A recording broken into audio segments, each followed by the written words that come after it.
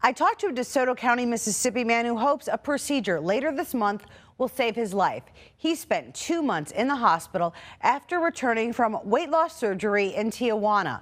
An East Arkansas woman went to that same hospital. It's a decision she now regrets. I would think I'd rather be fat at this point than to have this. Tamika Capone has a drug-resistant bacteria called Pseudomonas raging inside her body. Now I'm at risk, for my life because I chose to go to Tijuana. Capone went to Grandview Hospital for gastric sleeve surgery in October. The 40-year-old had been fighting weight and health issues since a car accident severely damaged her legs. She thought weight loss surgery was the answer. A friend referred her to Grandview. Hers went perfect. I said, well, give me the information.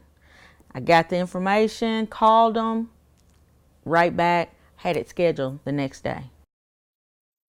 30 days later, she boarded a plane in Memphis, landed in San Diego, California, and crossed the border to Tijuana, Mexico on a medical transport bus. She took a selfie with other weight loss surgery patients on the trip.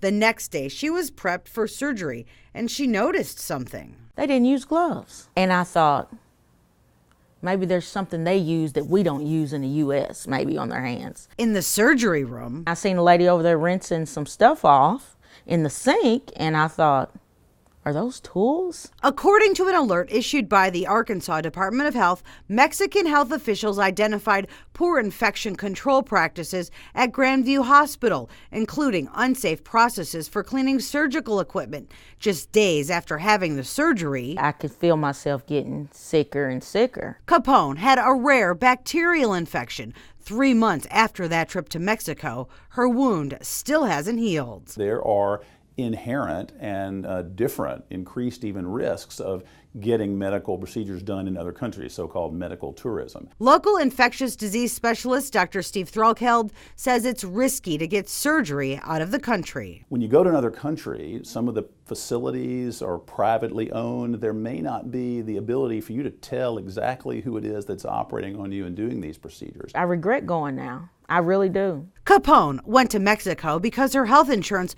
wouldn't cover the nearly $18,000 surgery. In Mexico, the procedure cost just $4,000. It was cheaper, but Capone says it's a move that could end up costing her her life. I hate the saying, you get what you pay for, but I kind of slapped myself for that. Since returning from Mexico and developing complications, Capone has racked up tens of thousands of dollars in medical bills. Her health insurance will not cover many of the follow-up procedures because she left the country for the initial surgery. If you're even considering having surgery outside the U.S., tomorrow the Local I-Team uncovers what you need to know to protect yourself. For the Local I-Team, I'm Jenny DiPrizio.